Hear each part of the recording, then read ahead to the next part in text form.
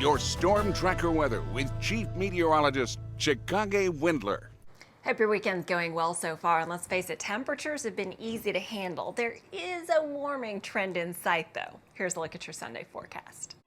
It really wasn't until yesterday when we hit 94 that it started to sink in. Yes, it is July in Central Texas, and no, what we've been experiencing isn't the usual thing. Instead, we're going to be nudging ever so close to those seasonal norms, and by the end of the week, I think we will get there. But here's some good news. No triple digits in the forecast, at least not right now. We've only had one so far this year.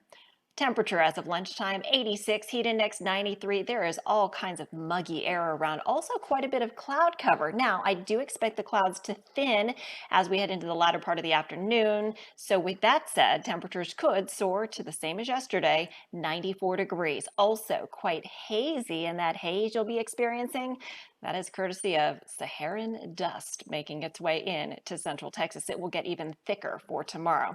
I went ahead and kept in a 10% chance of a stray shower. There is a weakening outflow boundary to our north, which basically there's a cold front and an outflow boundary, and the majority of this is all going to keep the rain to our north. So rain less likely. In fact, the highest rain chances I have for the next week, only 20%. We're going to get into more of a summer-like pattern with afternoon to early evening sea breeze showers basically being the main possibility of rain after we get through tonight into early tomorrow, when there could be a couple of storms across our northernmost areas. Speaking of toward the north, that's where we have seen some storms with this outflow boundary and the cold front even farther to the north and at the Red River.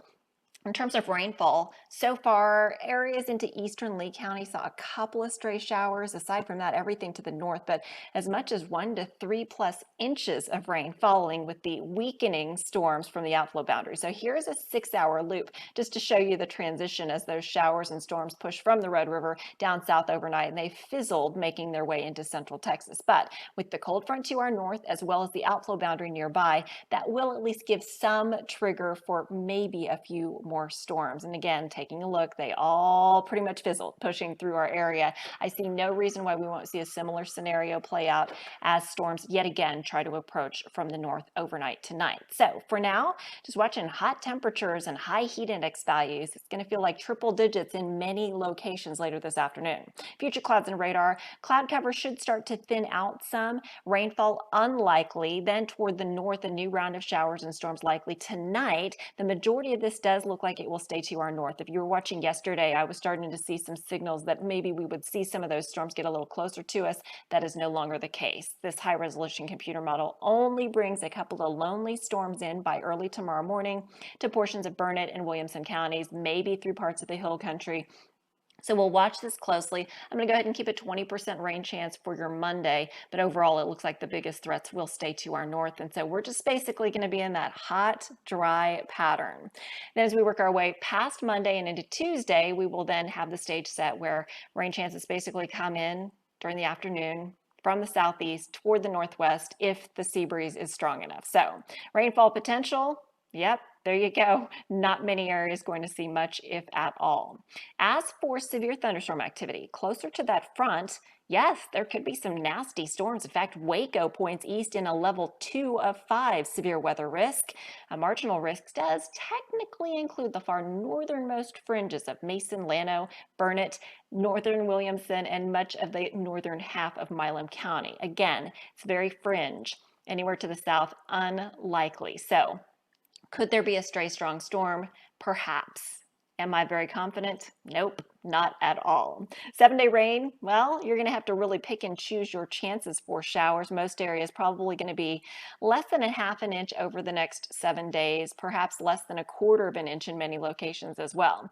Here's a look at one more computer model just to give you an idea of the swath of rain and how heavy it could be just to our north, where you can see some pockets northeast of Austin out toward eastern Louisiana and East Texas that could see 2 to 3 inches of rain, while we might see a quarter of an inch or less, as mentioned. Now, this particular computer model does sync some of those showers a little bit closer to us, so it's giving about a half an inch to the northern tier of the CBS Austin area. That would be on the high end of things. Some of the high-res computer models are saying, nope, that even seems like a stretch. So rain chances pretty much going to be slim to none, really just relying on that sea breeze each day. And as a result of drier weather overall, something we haven't seen in a while. A week ago Saturday, that is the last time, July 3rd, the last time that we saw above average temperatures. It's been a long time, hasn't it? Now it looks like we could see near or above average temperatures by the end of this week. It's due.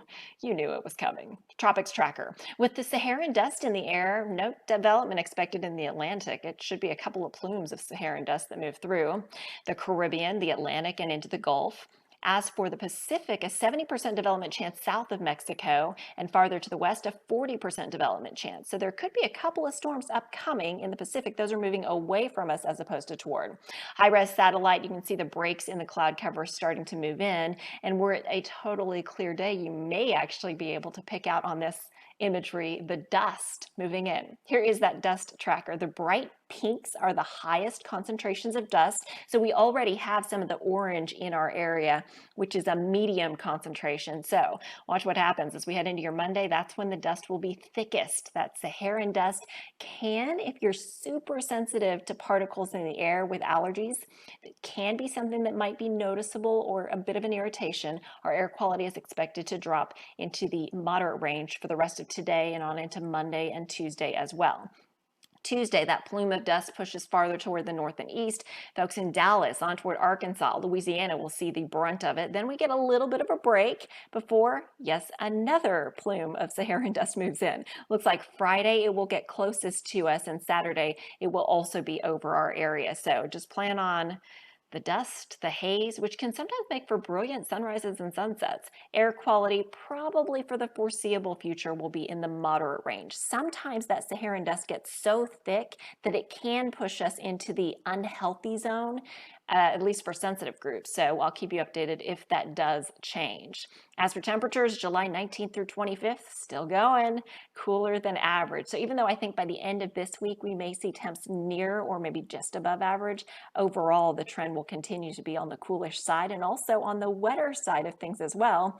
Not something you see very often this time of year. Okay, so here's that 7-day forecast with very low rain chances expected for the next 7 days. High temperatures going from 94 today, tomorrow, Tuesday, up to 95 by Wednesday, 96 Thursday and Friday, and Saturday. Finally, a mainly dry day with just a couple of sea breeze showers toward the south and east. So you are all caught up on your forecast. Avery Tomaska will have your latest coming up tonight on CBS Austin News. Take care and enjoy the rest of your weekend.